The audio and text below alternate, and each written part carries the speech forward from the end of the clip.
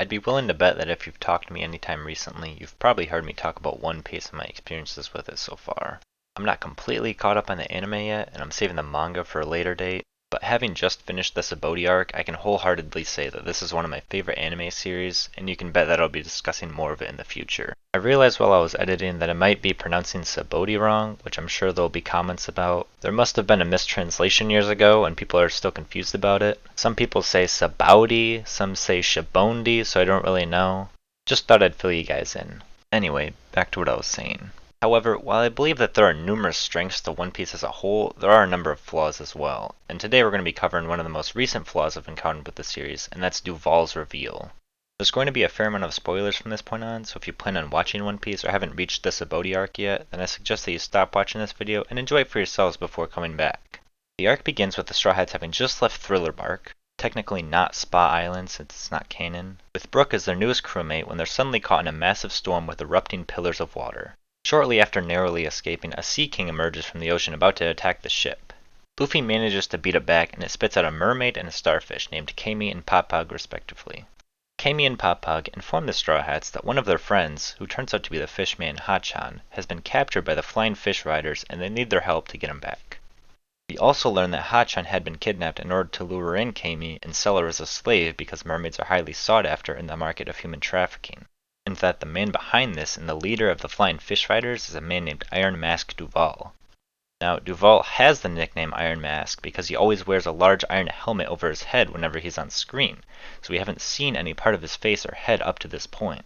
This already gives the character a sense of mysteriousness, but then Duval hears from his goons that a ship is arriving at their headquarters and it belongs to the Straw Hats. Duval becomes enraged, ambiguously saying that he ruined his life and he will get his revenge, indicating that he's previously encountered the Straw Hats, or one of them. As an audience member, this makes you curious as to who Duval may have come across in the past and what they may have done to him, as he also mentions that he has a large scar on his back because of this person.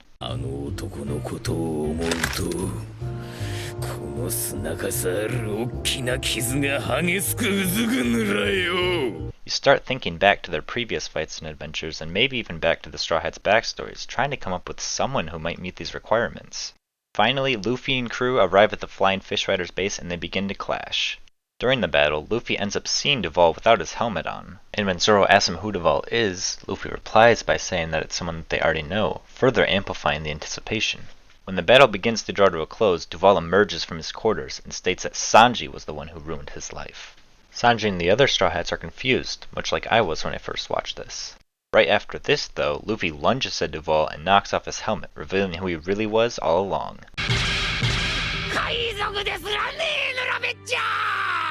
The drawing used for Sanji's wanted poster? So, after the events of Enies Lobby, when the Straw Hats all got their own bounties, Sanji's wanted poster featured a drawing instead of a photo because the Marines weren't able to get one for him like they did for everyone else. They joked about it at the time, mostly because the drawing looked nothing like him.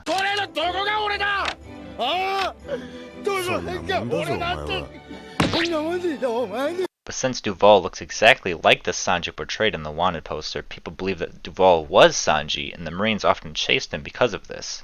When I saw this, I thought, this has to be the dumbest reveal for a character ever. The reason for why I thought this, and still do, is because the build-up to Duval's reveal doesn't make any sense. The first offender of this is when Duval starts claiming that Sanji ruined his life. Well, this isn't entirely wrong, it's not entirely right either. Yes, Sanji earned his bounty by breaking into Enies Lobby and declaring war on the world government alongside his comrades, but if a bounty hadn't been placed on his head, Duval would have been otherwise unaffected. Duval doesn't explicitly state that Sanji did horrible things to him directly, but we're left to believe that since we don't know what happened to him or who was involved. Later, when he mentions the scar on his back, he continues to make it sound like they've actually met.